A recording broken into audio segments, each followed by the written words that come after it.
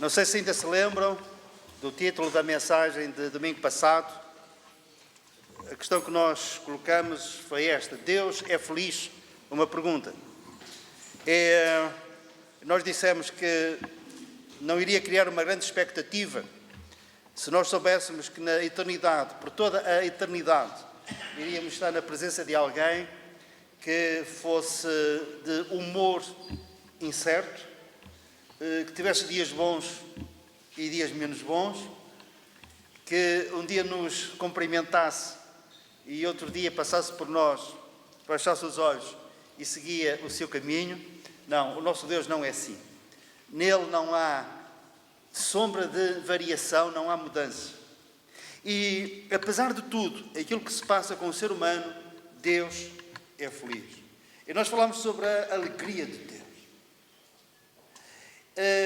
E falamos também nesta expectativa de que um dia, na sua presença, entre outras coisas, e uma das características do povo de Deus, que deve ser já na terra, mas particularmente no céu, é um povo alegre. Nós vamos usufruir de uma alegria ímpar na presença de Deus. Até porque nós lemos na palavra de Deus que na presença de Deus há abundância de alegrias e há delícias para todo sempre. Amém? Amém. Hoje vamos falar acerca da alegria, não na alegria de Deus, mas na nossa própria alegria. Ou a falta dela. Ou a falta dela. Esta mensagem tem duas partes. E provavelmente eu vou optar por falar apenas na primeira parte. Porque se nós juntarmos as duas, acho que é muita informação. E eu queria que, nem que nós acabássemos mais cedo, mas que retivesseis aquilo que nós vamos falar acerca do facto de nós muitas vezes andarmos tristes. E causas da nossa tristeza. A segunda parte é motivos, na palavra de Deus, para nós andarmos alegres. Primeira parte, o diagnóstico. O porquê, tantas vezes, da nossa tristeza. E a segunda parte, querendo o Senhor, no próximo domingo, as razões, os motivos pelos quais nós devemos ser o povo alegre que viaja para os céus. Amém? Então, em Lucas capítulo 24, dois discípulos, depois de terem conhecimento e presenciado ao longe, quem sabe, a crucificação do Senhor Jesus, eles abandonavam Jerusalém e voltavam para suas casas, para Emaús. Iam desanimados, desapontados e iam tristes. Versículo 17. Jesus aproximou-se deles, Jesus ressuscitado, e lhes perguntou: que é isso que vos preocupa e de que ides tratando à medida que caminhais? E eles pararam entristecidos. Outra versão que eu tive cuidado de ver, o Senhor pergunta: por que é que estáis tristes?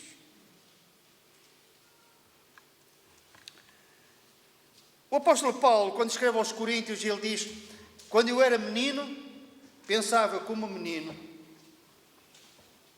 e quando cheguei a homem, eu desisti das coisas de menino e comecei a pensar e a agir como um homem. Isto chama-se maturidade. E o que se passa no reino físico, no nosso desenvolvimento físico, é aquilo que se passa também no nosso desenvolvimento espiritual. Todos nós, quando nos convertemos, somos, estou a usar a linguagem da Bíblia, somos meninos em Cristo. E somos desafiados a crescermos no nosso relacionamento com Deus, no nosso conhecimento com Deus, no nosso conhecimento de Deus, melhor direi, e a termos um comportamento de crentes com maturidade. Para isso é necessário crescimento.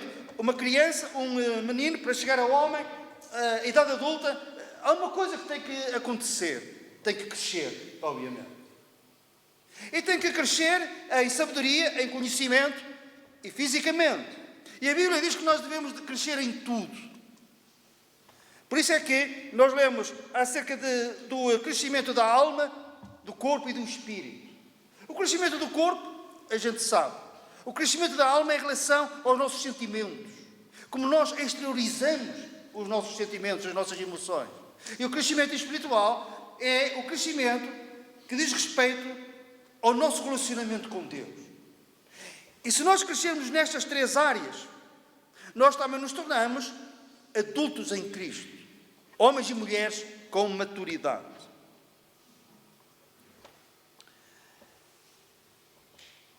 A maturidade cristã expressa-se, entre outras coisas, numa característica da nossa maneira de ser e de estar.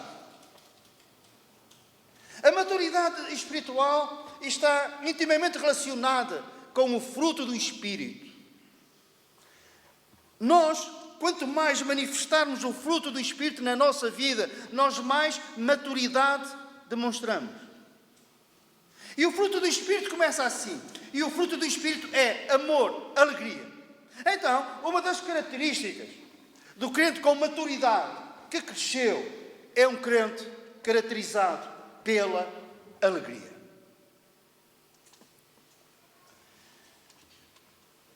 Estes dois discípulos, nesta altura, e já iremos ver, quando for oportuno, as razões da sua tristeza, eles não estavam a apresentar este aspecto do fruto do Espírito, nomeadamente a alegria. E há muitas coisas que nos tiram a alegria. E nós hoje iremos ver algumas dessas coisas que nos roubam a alegria. E por isso, em vez de nós apresentarmos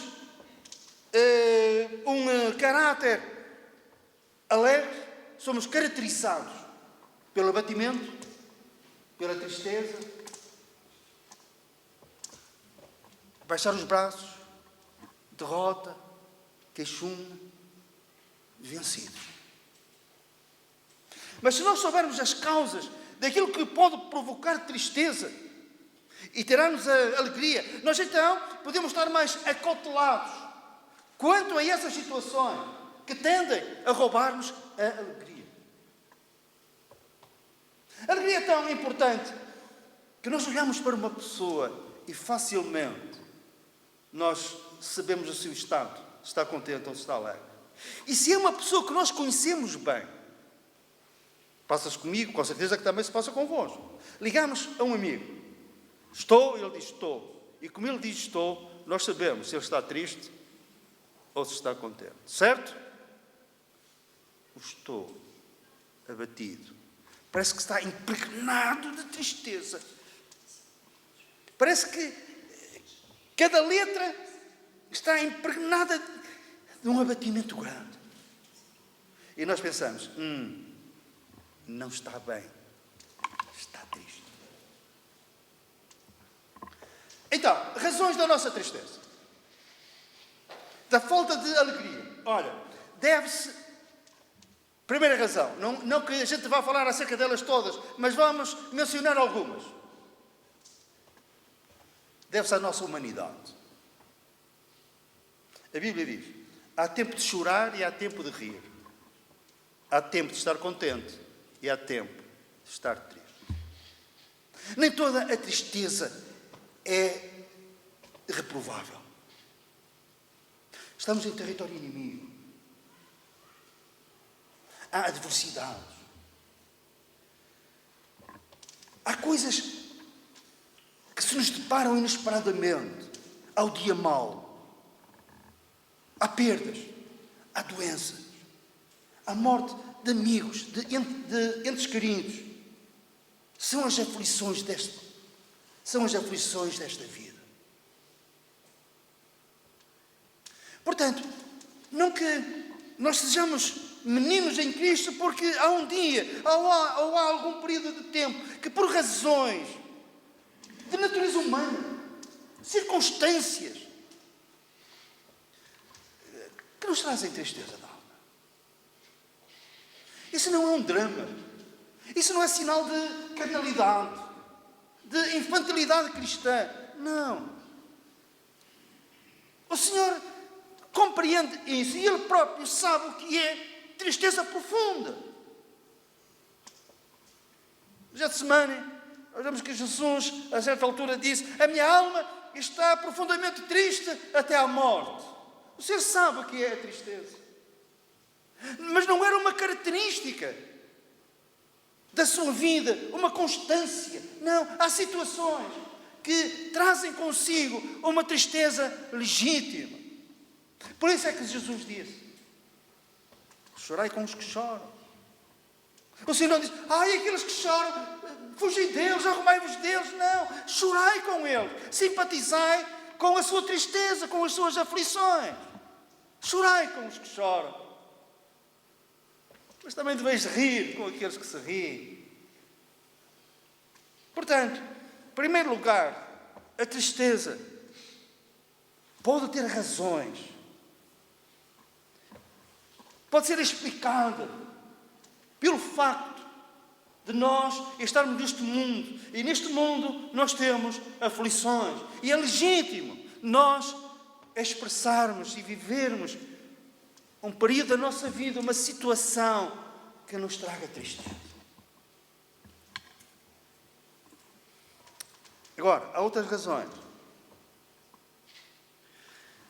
Essas agora são mais problemáticas.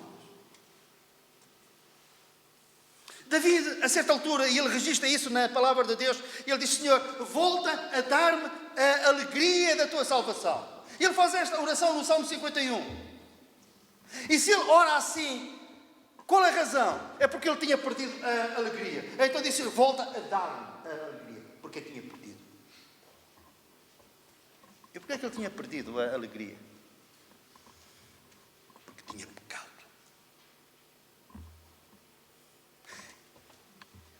E ele fez tudo o possível. E passavam-se os meses, e passou um ano, que ele tentou encobrir aquele pecado. E então, a certa altura, ele diz: enquanto eu me calei, as minhas lágrimas serviram-me de mantimento, de dia e de noite, o meu pecado está sempre diante de mim. Tão mau como pecado é não confessar o pecado ao Senhor. E quando nós pecamos e não confessamos, perdemos a alegria da salvação. E o que vem à superfície é tristeza. Agora não vamos olhar para uma pessoa que está triste: pecou. E não confessou, porque eu ouvi no centro bíblico que é pecado e falta de confissão. Não, pode ser outra razão, pode haver uma outra razão para essa tristeza. Mas uma das razões possíveis, e cada um fala por si, nós devemos estar atentos a isso. David, a certa altura, ele diz: ó Senhor, mostra-me os meus pecados ocultos, porque ele aprendeu uma coisa, que o pecado não confessado traz tristeza. E ele a certa altura, ele pensa, é como que ele vá ainda longe demais sem ir. Ele diz: ó Senhor, eu posso ter pecado e não identifiquei esse pecado, não me apercebi, mas aqui há alguma coisa que eu sinto. Senhor, mostra-me, que é para eu confessar e deixar, e voltar a ter a alegria da tua salvação. Adulterou, com Batseba, depois tentou esconder o pecado. Por causa disso morreram 33 soldados, dos mais fiéis do seu exército. Claro que ele não conseguia dormir de noite. Pudera.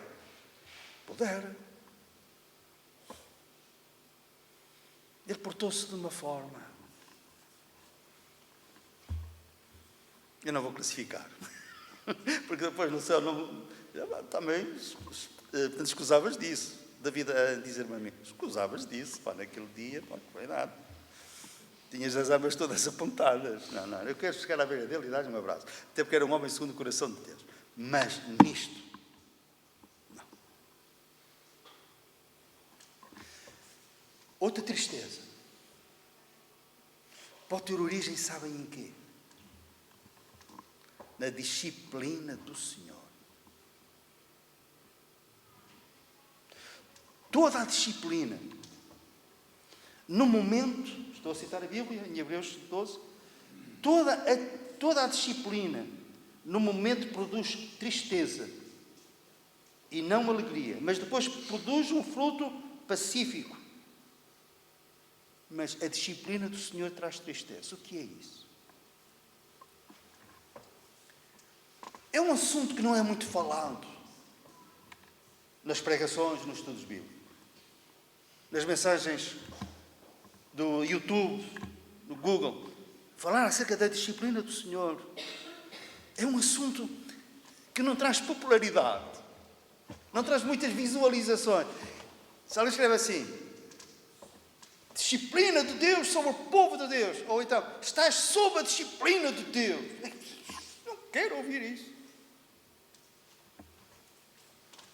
Mas a Bíblia diz, o Senhor diz: se estás sem disciplina,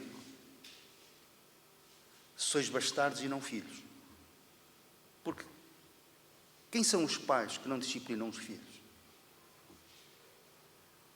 Nós vivemos numa sociedade que está a cair num extremo, com consequências nada boas. Eu ainda sou do tempo, a minha geração e as gerações anteriores a mim, ainda de uma forma mais marcante, em que os pais exerciam uma disciplina muito grande sobre os filhos. Às vezes demasiadamente agressivo. Se calhar com receio disso, agora caiu-se no outro extremo. Os pais, tantas e tantas vezes, não disciplinam os filhos. E isso vai ter consequências. Está a ter consequências. Não somente a nível familiar, mas também a nível da nossa sociedade. Rebelião contra a autoridade. Não se sujeitam. Se no local de trabalho alguém diz alguma coisa, um colega, já é um problema. Na escola, os professores. Nunca houve tantas agressões às forças policiais como agora. Porquê? Devido à indisciplina que não foi dada pelos pais em casa. Mas o nosso Pai Celestial disciplina os seus filhos. E a tristeza pode vir ser uma consequência da disciplina de Deus. Senhor, Davi dizia: sonda-me, ó Deus, e vê se há em mim algum caminho mau e guia-me pelo caminho eterno. Senhor, mostra-me. Senhor, estou triste. Porquê é que estou triste? O Senhor pergunta a estes dois discípulos: porquê é que vós estáis tristes? Às vezes nós podemos inverter esta pergunta e nós dizemos ao Senhor: Senhor, estou triste. Porquê é que eu estou triste? Mostra-me porquê é que eu estou triste. E o Senhor pode trazer à nossa mente um pecado cometido contra um irmão, contra um amigo, algo que nós fizemos que desonramos o Evangelho e ninguém viu e ninguém sabe, mas o Senhor viu e Ele sabe.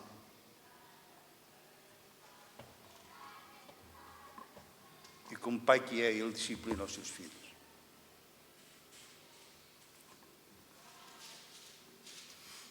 A Bíblia fala acerca de um caso. Na igreja de Corinto, um homem, estava a ter um relacionamento sexual com a madrasta. Quando Paulo soube disso, disse: esse homem tem que estar sob a disciplina. Sabem quais foram as consequências? Ele ficou num estado de tristeza tal, que o apóstolo Paulo que disse para que aquilo era um pecado para a morte física, para que o espírito fosse salvo, mas morte física. O apóstolo Paulo apercebe-se e diz: ele está a ser devorado de demasiada tristeza. Ele estava sob a disciplina de Deus. E havia o risco de ele morrer por causa da tristeza de alma, porque estava sob a disciplina do Senhor.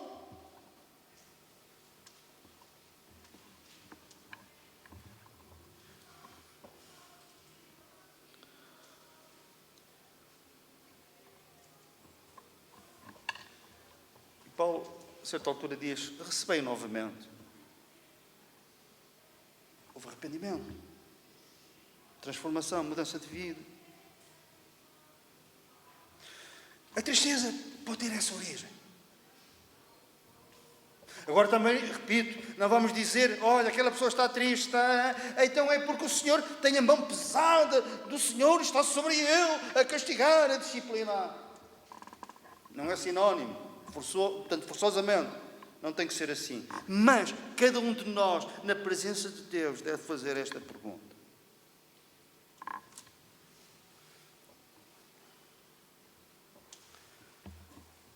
As circunstâncias da vida, como disse,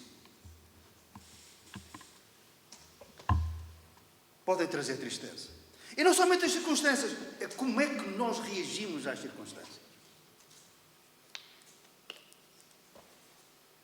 Já vos contei aqui, um dia estava a fazer urgência, e já foi para aí há 45 anos, imaginem. Foi no hospital em São João da Madeira, eu estava lá a fazer estágio, e nunca mais esqueci aquilo. Tantas coisas que durante os anos se passaram na minha profissão, a nível profissional, como também se passa com cada um de vós. Mas esta aqui eu lembro. Entra um homem feito, um homem adulto, entra pelo consultório dele, a choramingar. Não vale a pena viver. Epá. Eu, novato, sim, comecei a ficar aflito. Então, mas o que é que se passa? Por ter uma vida, não vale a pena. Então, olhei para o nome dele, tratei pelo nome. Então, Sr. Fernando, o que é que se passa? É uma gripe. Estou com uma gripe.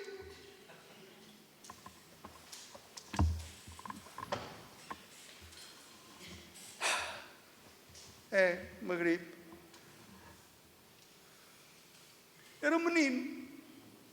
Corpo de homem. Alma de menino. Emoções de menino. Era uma tristeza. Não valia a pena viver, estava tão triste. Agora vamos pensar assim. Estou a ler a Bíblia. A figueira não floresce. Não há fruto na videira. O produto da oliveira mente. Não tem nada. Os campos não produzem mantimento. As ovelhas foram roubadas do aprisco. Nos corrais não há gado. Como é que nós reagiríamos a uma situação destas? Não há trabalho. O frigorífico está vazio. Não há dinheiro para pagar a renda. Os sapatos estão rotos por baixo. Quando me sento, tenho que ter cuidado para que não se veja a sola dos sapatos. Quando chove, molho os pés. Está frio, mas não tenho roupa quente. Uma situação idêntica. Os meus filhos pedem-me coisas básicas. Eu não tenho nada para lhes dar. Ele chamava-se Abacuque. Era um profeta. Ele diz: ainda que isto aconteça, eu todavia me alegro no Senhor, exulto no Deus da minha salvação. O Senhor Deus é a minha fortaleza e faz os meus pés como os da corça e me faz andar de cabeça erguida. Amém.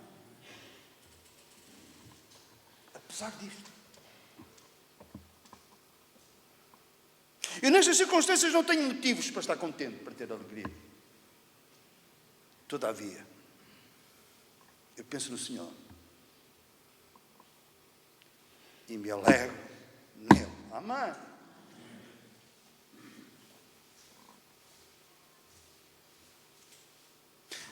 Às vezes nós vemos comentários acerca de prisões de alta segurança.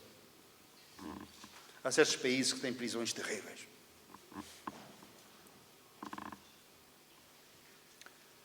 As prisões do tempo de Paulo não eram melhores. Quando ele foi preso em Filipos, nós lemos que eles tinham os pés amarrados ao tronco, acorrentados. Estava lá na parte mais baixa daquela prisão.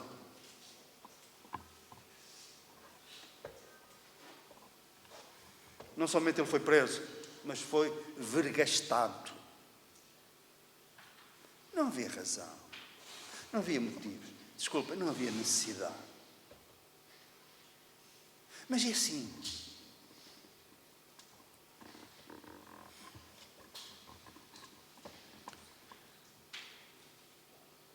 Era um homem vencido. Deixa-me dizer uma coisa. Se fôssemos nós, e se nós naquele dia nos fôssemos abaixo,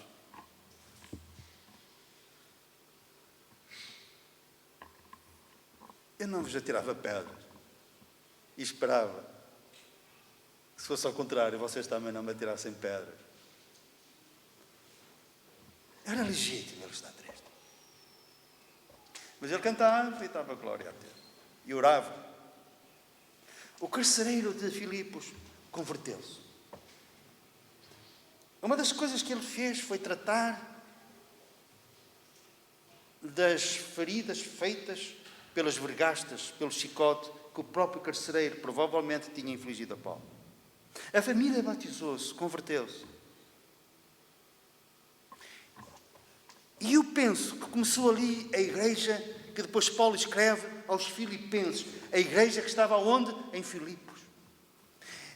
Muito provavelmente começou essa igreja com a conversão daquela família. E Paulo está preso. Escreve uma carta a essa igreja, aos filipenses. Carta do apóstolo Paulo aos filipenses. Uma carta da prisão. É a carta em que nós lemos o apóstolo, e não há outro livro, que eu me lembro agora, que fale tanto de alegria como a carta aos filipenses. Alegria, alegria, alegria. Ele vai mais longe.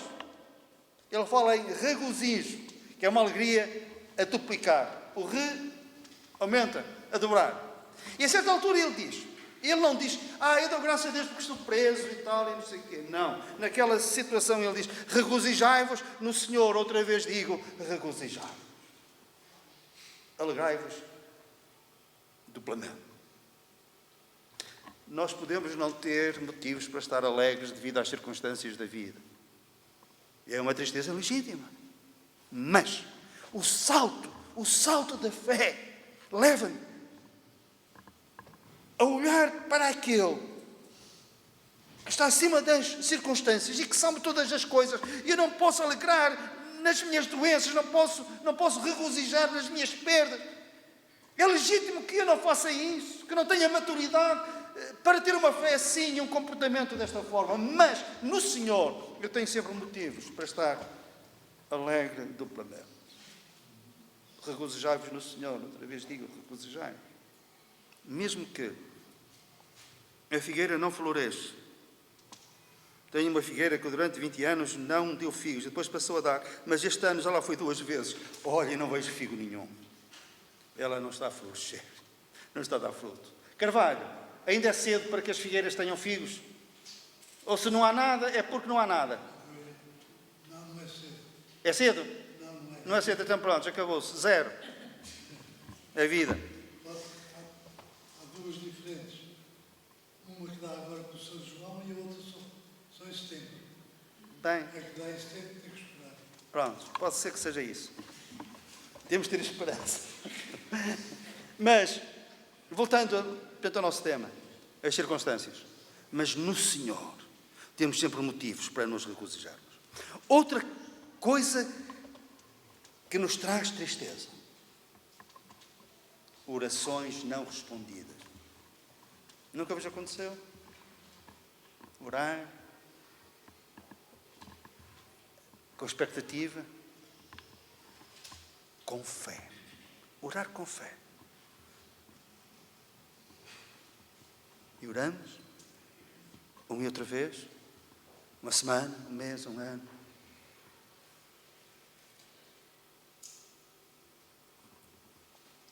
Tenho uma situação que estou a orar há 30 anos.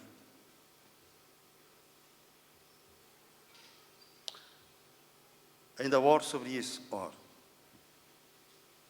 Com a mesma frescura de há 30 anos atrás, de 20 anos atrás, confesso, não.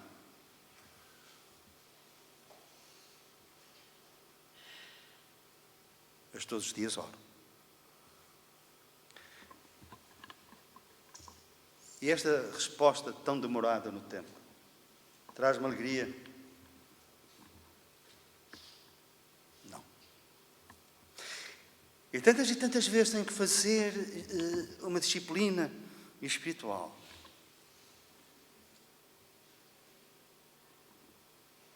Para manter na fé. E para que o coração não resvaleça. E até aqui o Senhor me tem ajudado. Mas, orações não respondidas. Sabem que uma das causas de muitas pessoas saírem do nosso meio e do reino de Deus é esta?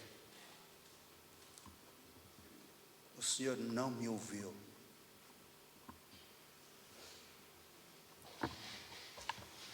Não, o Senhor ouve.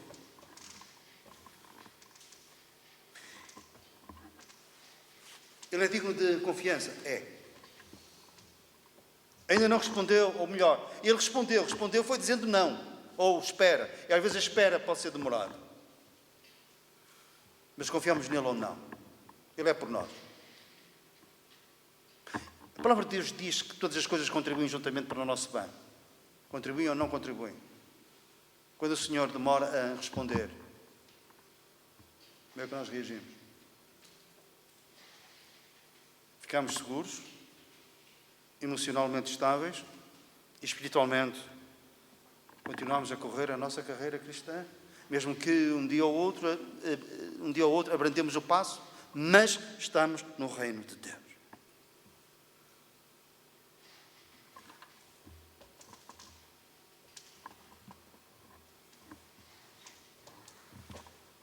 Nestas situações, nosso grito deve de ser igual ao dos 3 amigos de Daniel. Quando foram ameaçados que iam ser lançados na fornalha ardente, eles disseram ao rei Nabucodonosor: o Senhor vai nos livrar, mas se não livrar, fica sabendo, ó rei, que nós não nos curvaremos perante a imagem. O Senhor vai nos livrar, o Senhor vai responder, mas se não responder conforme nós pensamos, conforme nós desejamos, no céu nós vamos saber porquê, mas fica sabendo, ó rei, fica sabendo, ó inimigo da minha alma.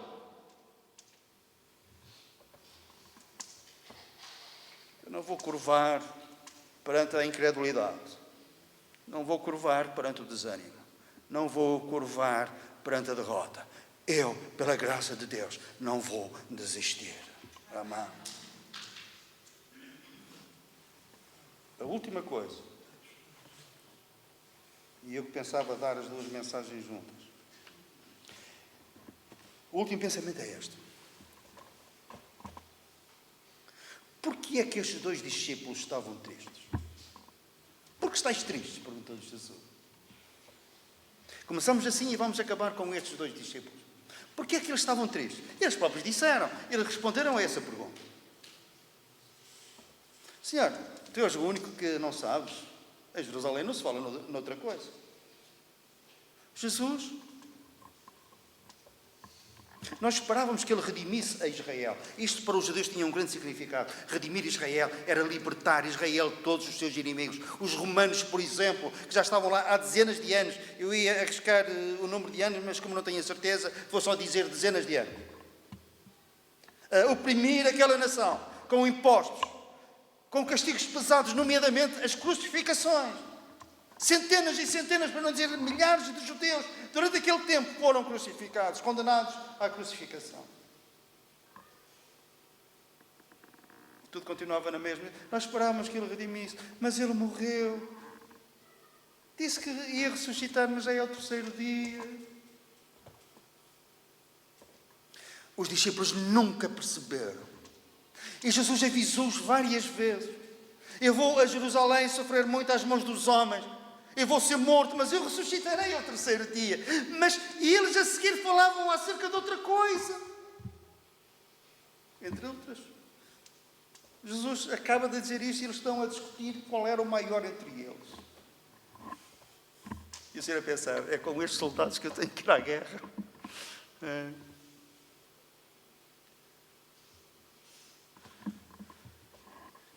E eles não compreenderam as Escrituras. Aquilo que o Senhor tinha dito, aquilo que os profetas tinham dito. Eles não conheciam Isaías 53. Trespassaram, Salmo 22, trespassaram as mãos e os pés. Homem de dores, experimentado nos trabalhos, contado com os transgressores, o castigo que nos traz a paz, e estava sobre ele, pelas suas feridas nós fomos sarados. E Jesus é crucificado na cruz do Calvário. E eles pensaram, acabou tudo. Como é que um que foi crucificado pode redimir a Israel? E eles não compreenderam o tempo dessa redenção. Será futura. Jesus virá em poder e grande glória. Mas o apóstolo Pedro, ele esclarece, depois mais tarde compreendeu e diz, os profetas falaram acerca dos sofrimentos que a Cristo haviam de vir e a glória que se havia de seguir. Primeiro os sofrimentos, depois a glória. Mas eles queriam a glória sem os sofrimentos. E eles queriam o trono sem a cruz. E não há trono sem a cruz. Primeiro a cruz, depois o trono. Primeiro a cruz de espinhos, depois a coroa, com muitos diademas, que Jesus irá mostrar-nos e vai usar no céu. Não compreenderam a doutrina de Deus. A palavra de Deus diz que os ensinadores, que os pastores, que pregam a palavra e a doutrina são dignos de duplicada honra. Porque falta de conhecimento da doutrina traz confusão, descrença, incredulidade e tristeza. E eles estão tristes porque eles não compreenderam os tempos de Deus.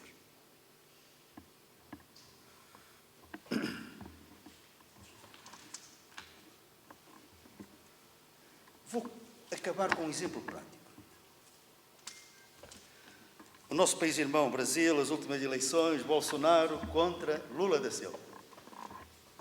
Nós, à distância, nós não vivemos, não é? Portanto, a situação é só por aquilo que nós líamos e ouvíamos, mas a nação brasileira estava dividida em duas partes distintas, antagónicas. Famílias divididas. Porque uns apoiavam um dos candidatos, outros apoiavam o outro candidato. Bolsonaro por um lado, Lula pelo outro. Bolsonaro, a esposa, uma crente assumida, ele, não sei, mas o meio evangélico inclinava-se mais para o apoio a Bolsonaro. Foi uma campanha eleitoral renhida. Bolsonaro era apoiado por pastores. As igrejas, muitas delas, igrejas evangélicas, abriram as portas para que ele fosse lá, orassem por ele, ele dissesse algumas palavras. Até aqui tudo bem. Mas eu comecei a ver coisa. Líderes, pastores, com obra feita no Brasil, um grupo, a orar por Bolsonaro e a dizerem, eu profetizo que vai ganhar as eleições. Ia a uma igreja e alguém levantava-se, e estou aqui, irmãos brasileiros, penso que estão de acordo comigo, levantava-se alguém, uma senhora, um homem, e dizia, eu tenho uma palavra profética, eu estou a ver Bolsonaro a ser, a tomar posse como presidente. Eu via aquilo e eu pensava cá comigo, isto pode acabar mal.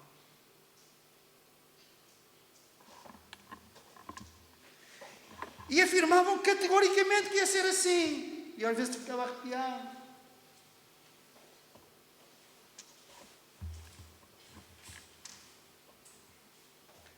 Eu só pensava numa coisa.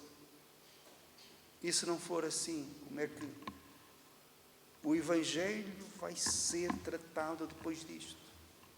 Descrédito. Os crentes nos seus locais de trabalho, nas suas famílias, a serem achincalhados. Os vossos profetas profetizaram isto. E aconteceu o contrário. Para vos falar acerca da profecia, nos dias de hoje, iria precisar de muito tempo.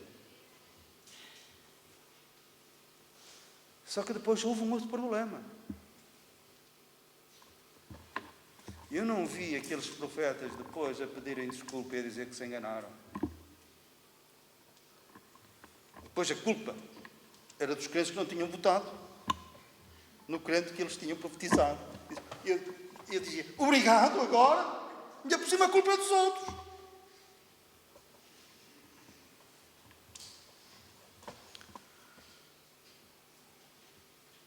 Desconhecimento do que significa a palavra profética.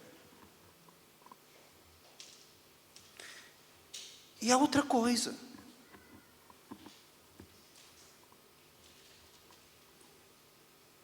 Sabem porque é que Jonas não quis ir a Nínive? Há muitas explicações, mas há uma que muitas vezes que as pessoas não falam. Ele fugiu para Tarsis num parque. Ele foi para o porão do parque. Ele não queria ser visto. Ele queria o mais distante de Nínive possível. Ele preferiu ser lançado ao mar do que ir à cidade de Nínive. Vocês pensam, que teimoso. Não, ele tinha uma razão. Ele fala nisso. No capítulo 3 ou 4, agora eu não sei bem. Ele diz porque é que não queria ir.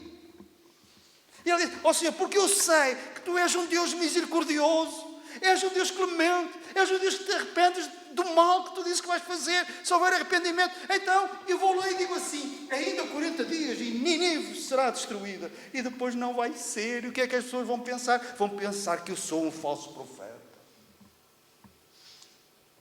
Porque a Bíblia diz, se um profeta falhar numa profecia, é um falso profeta. E nos tempos da profecia a sério, era digno de morte. Cuidado. Mas Jonas, ele disse, ó Senhor, para percorrer aquela cidade era necessário 3 dias. Sabem quantos dias é que Jonas pregou naquela cidade?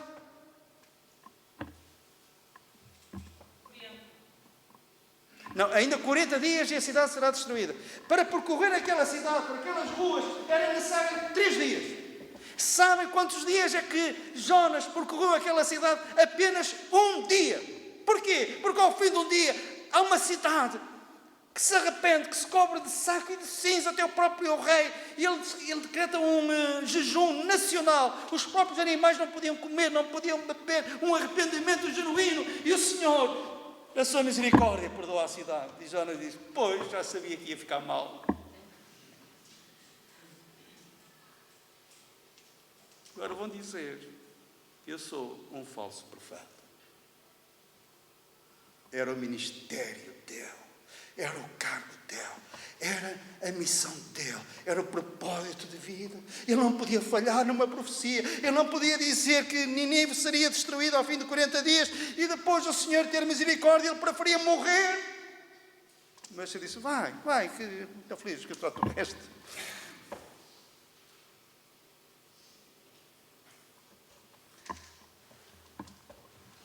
A Clarice aqui há uns tempos atrás, não me mostrou, mas falou, um cartoon, uma igreja evangélica, e ao lado havia outra, portanto, 2 igrejas evangélicas, uma ao lado da outra. Uma dizia assim, aqui há profecias. E então, isto, claro, é um exagero, uma fila enorme de pessoas e tal, para a igreja onde havia profecia. Saber o futuro, a gente quer saber como é que vai ser e tal. A outra ao lado dizia assim, aqui pregamos o Evangelho. E tinha só uma pessoa na fila.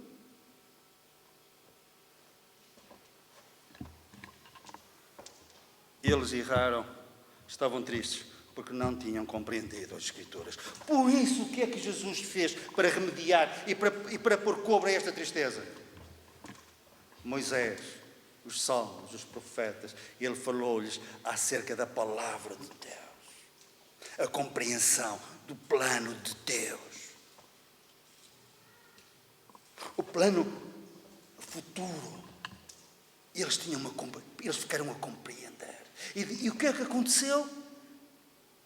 Eles diziam, o nosso coração ardia que é de tristeza, o nosso coração arde quando estamos muito tristes. Não.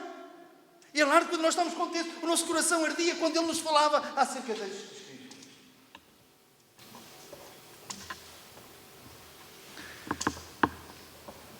devemos ser um povo alegre e estarmos apercebidos acerca da natureza da nossa tristeza. Pode ser uma causa humana, compreensível, circunstancial, ou pode haver outros motivos. Cabe a cada um de nós não julgar o outro. O Senhor é que sabe, não julgar o outro. Pois. Mas cabe a cada um de nós devolver a pergunta ao Senhor. O Senhor perguntou àqueles dois discípulos: porquê é que estáis tristes? E cabe-nos a nós dizer: Senhor, estou triste. Porquê é que eu estou triste? O Senhor nos abençoe. Amém.